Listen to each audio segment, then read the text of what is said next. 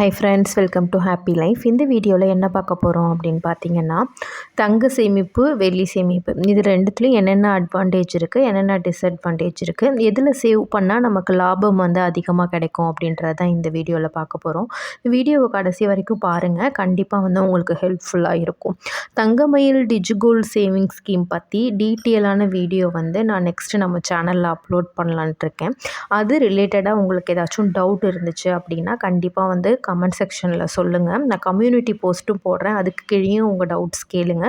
எல்லாத்தையுமே கிளியராக வந்து நான் ஒரு டீட்டெயிலான வீடியோ ரெடி பண்ணி உங்களுக்காக அப்லோட் பண்ணுறேன்.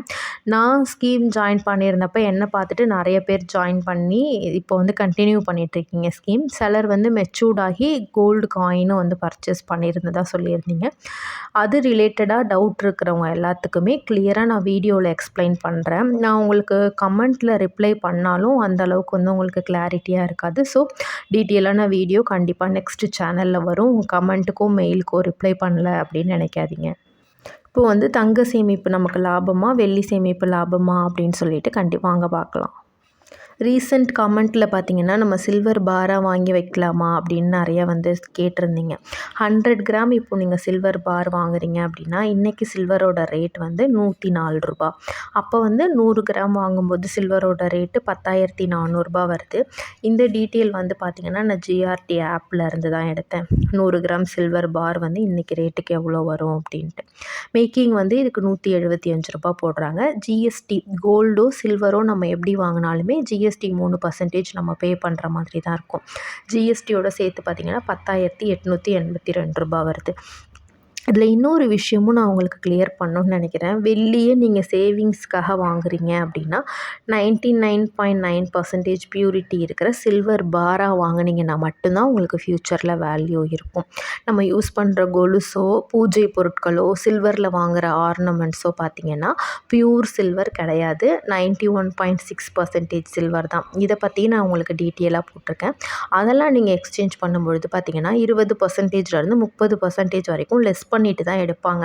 ஸோ நீங்கள் ஃப்யூச்சரில் இன்வெஸ்ட்மெண்ட்காக வாங்கும்பொழுது நான் கொலுசாக வாங்கிக்கிறேன், நான் இந்த மாதிரி பூஜை பொருட்களாக வாங்கி சேவ் பண்ணுறேன் அப்படின்னு தயவு செஞ்சு பண்ணாதீங்க. இன்வெஸ்ட்மெண்ட் பர்பஸ்க்காக வாங்கினா நம்ம பாரா மட்டும்தான் வாங்கணும். இப்போ gold jewel or gold coin ரெண்டுத்துக்குமே பார்த்திங்கன்னா வேல்யூ ஒன்று தான் எக்ஸ்சேஞ்ச் பண்ணும்பொழுது.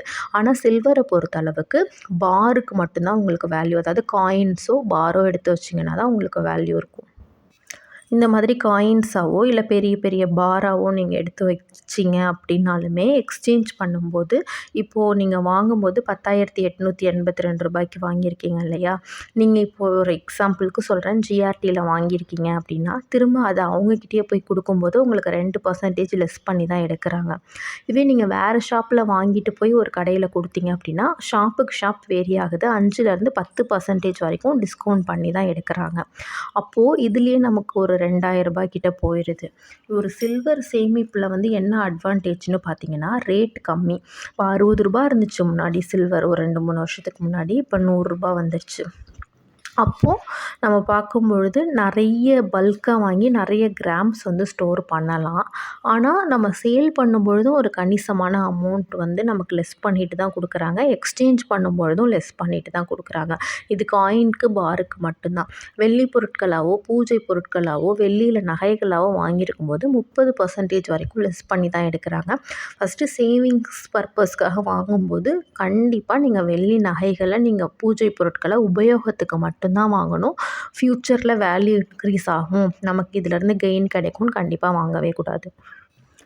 இப்போ வந்து கோல்டாக இருக்குது அப்படின்னாலுமே நமக்கு வந்து இப்போ ரூ. 7,450 இன்றைக்கி கோல்டோட ரேட் இருக்குன்னா இதுக்கு வந்து பார்த்திங்கன்னா நமக்கு ரூ. 150 வந்து வேஸ்டேஜ் போடுவாங்க. ஒரு கிராமுக்கு 2% வந்து வேஸ்டேஜ் போடுவாங்க. ஜிஎஸ்டி வந்து பார்த்திங்கன்னா ஒரு ₹230 கிட்ட வரும். இப்போ மொத்தமாக பார்த்திங்கன்னா ஒரு ரூ. 7,825லேருந்து ரூ. 7,850 வரைக்கும்னு வச்சுக்கோங்களேன். கரெக்டாக ஜிஆர்டி ஆப்பில் பார்த்திங்கன்னா ரூ. 7,827 வருது ஒரு கிராம் கோல்டு காயினோட ரேட்டு. இது பண்ணும்போது நமக்கு இந்த ஜிஎஸ்டியும் ரிட்டர்ன் கிடைக்காது, அமௌண்ட்டு இந்த வேஸ்டேஜ் அமௌண்ட்டும் கிடைக்காது. அன்றைக்கி மார்க்கெட்டில் கோல்டு ரேட் ரேட் என்னவோ அந்த ரேட்டுக்கு மட்டும்தான் எடுப்பாங்க. ஒரு எக்ஸாம்பிளுக்கு நீங்கள் 7,000 ரூபாய்க்கு ஒரு காயின் வாங்கியிருக்கீங்கனாலும் அப்போது வேஸ்டேஜ் ஜிஎஸ்டி கொடுத்து வாங்கியிருந்தீங்கனாலும் இந்த 7,000 ரூபாய் கோல்டு ரேட்டுக்கு வாங்கினது இன்றைக்கி வந்து பார்த்திங்கன்னா மார்க்கெட் ரேட் என்ன 7,450னா 7,450 ரூபாய்க்கு தான் உங்களுக்கு வந்து எடுத்துப்பாங்க. அதாவது நம்ம கோல்டு ரேட்டை மட்டும் ஃபிக்ஸ் பண்ணக்கூடாது, அதில் ஹிடன் சார்ஜஸ்னு ஒன்று இருக்குது இல்லையா, அதோட இப்போ 7,827 ரூபாய்க்கு நம்ம ஒரு காயின் வாங்குகிறோம் அப்படின்னா மொத்தமாக இது ஒரு 8,500 ரூபாய் கோல்டு ரேட்டு விற்கிது இல்லையா, அப்போ எக்ஸ்சேஞ்ச் பண்ணாலும் சேல் பண்ணாலும் கண்டிப்பாக நமக்கு வந்து லாபம் தான்.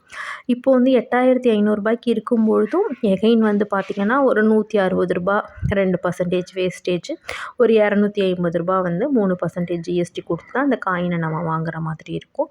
ஸோ இந்த ஹிடன் சார்ஜஸை யோசிக்காதீங்க.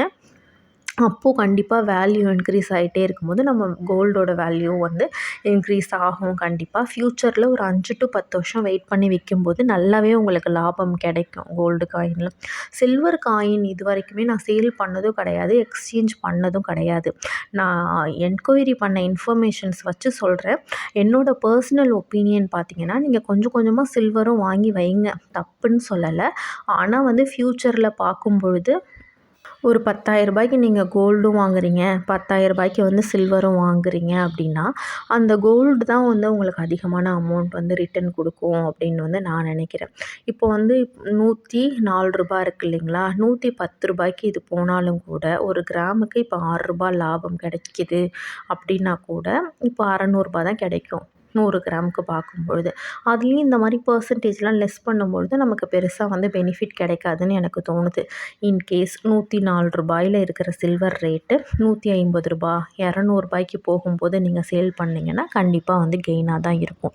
அதனால் என்னோடய ஒப்பீனியன் என்னென்னா கொஞ்சம் அமௌண்ட் உங்கள் கையில் இருக்கும்போது சில்வர் வாங்க ட்ரை பண்ணுங்கள். 1 கிராம் 1/2 கிராமுக்கான அமௌண்ட் அளவுக்கு நீங்கள் சேவ் பண்ணிட்டீங்க அப்படின்னா கண்டிப்பாக வந்து கோல்டு காயின் வாங்குறதுக்கு ட்ரை பண்ணுங்கள். இல்லை என்கிட்ட 1000 ருபீஸ் தான் இருக்குது, 1500 தான் இருக்குது அப்படிங்கும்போது நீங்கள் சில்வர் வாங்கலாம்.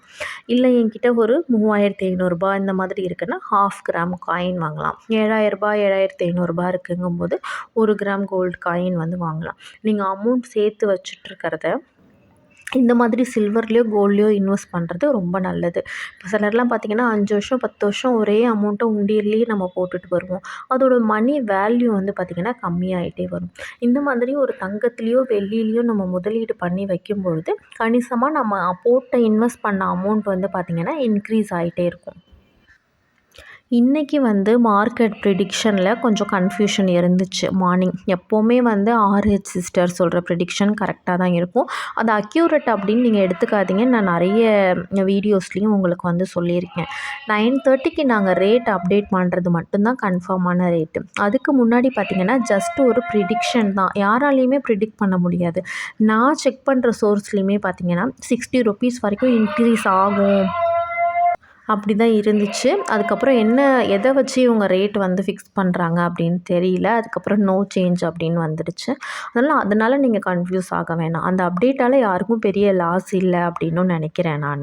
இருந்தாலும் நிறைய கன்ஃப்யூஷன் வருது. அந்த சிஸ்டரும் ரொம்ப நீங்கள் இந்த அளவுக்கு ஃபீல் பண்ண தேவையே இல்லை சிஸ்டர். ஏன்னா நீங்கள் எங்களுக்கு பண்ணுறதே ஒரு பெரிய ஹெல்ப் தான். அதில் வந்து நீங்கள் ஸ்ட்ரெஸ் ஆகி ப்ரெஷர் பண்ணிக்க வேணாம். மார்னிங் 9:30க்கு ரேட் அப்டேட் பண்ணுறதை மட்டும்தான் நாங்கள் இனிமேல் வந்து பண்ண போகிறோம். அதுக்கு மொதல் நாளும் கேட்குறீங்க, மொதல் நாள் மதியமும் கேட்குறீங்க, இன்றைக்கே கேட்குறீங்க, நாளைக்கு இப்போவே கேட்குறீங்க நாளைக்கு இன்க்ரீஸ் ஆகுமா டிக்ரீஸ் ஆகுமா சீட்டு பே பண்ணலாமா அப்படின்னு சொல்லிட்டு. அந்த முடிவெல்லாம் வந்து பார்த்திங்கன்னா நீங்கள் தான் எடுத்துக்கணும். ரேட் இப்போ அப்டேட் பண்ணியிருக்காங்கன்னா நாளைக்கு மார்னிங் பார்த்துட்டு இன்க்ரீஸாக டிக்ரீஸான்னு பார்த்துட்டு நீங்கள் போடலாம். சம்டைம்ஸ் இப்போ வந்து செக் பண்ணுற வெப்சைட்ஸ்லேயே பார்த்திங்கன்னா லேட்டாக தான் அப்டேட் பண்ணுறாங்க ரேட்டு 9:30க்கு அப்படின்னு நினைக்கிறது 9:40 9:35 வரைக்கும் கூட சம்டைம்ஸ் ஆயிடுது. அதனால் இதை நீங்கள் ஜஸ்ட் ஒரு இன்ஃபர்மேஷனாக மட்டும் எடுத்துக்கிட்டிங்க அப்படின்னா இந்த மாதிரி அப்டேட் கொடுக்குறவங்களுக்கும் கொஞ்சம் ஸ்ட்ரெஸ் ஃப்ரீயாக இருக்கும். எனக்கு புரியுது நீங்கள் கேட்குறது. இருந்தாலும் வந்து இப்போவே நாளைக்கு ரேட்டு சொல்லுங்கன்னா அது யாராலையுமே சொல்ல முடியாது. எவ்வளோதான் மார்க்கெட்டில் வந்து பெரிய ஆளாக இருந்தாலுமே நாளைக்கு என்ன ரேட்டுன்றதை இன்றைக்கி ப்ரிடிக்ட் பண்ணவே முடியாது. ஸோ நான் ஷேர் பண்ண இந்த இன்ஃபர்மேஷன் வச்சு கோல்டு சேமிப்பு லாபமா, சில்வர் சேமிப்பு லாபமா அப்படின்றத நீங்களுமே கமெண்ட் செக்ஷனில் சொல்லுங்கள். உங்களோட எக்ஸ்பீரியன்ஸ் வந்து சில்வரை எக்ஸ்சேஞ்ச் பண்ணும்பொழுது எப்படி இருந்துச்சு அப்படின்றதையும் கமெண்ட் செக்ஷனில் சொல்லுங்கள். நான் வீடியோவோட ஸ்டார்டிங்கில் சொன்ன மாதிரி தங்கமயில் டிஜிகோல்டு பற்றின டவுட் இருந்துச்சுன்னா அதையும் வந்து நீங்கள் கேளுங்க. கண்டிப்பாக அது எல்லா கொஷின்ஸ்க்கான ஆன்சரும் நான் செப்பரேட் வீடியோவாக ரெடி பண்ணி உங்களுக்கு பண்ணுறதுக்கு ட்ரை பண்ணுறேன். நிறைய பேர் வந்து சேனலை சப்ஸ்கிரைப் பண்ணாமல் பார்க்குறீங்க. சப்ஸ்கிரைப் பண்ணிவிட்டு பாருங்கள். தேங்க்ஸ் ஃபார் வாட்சிங்.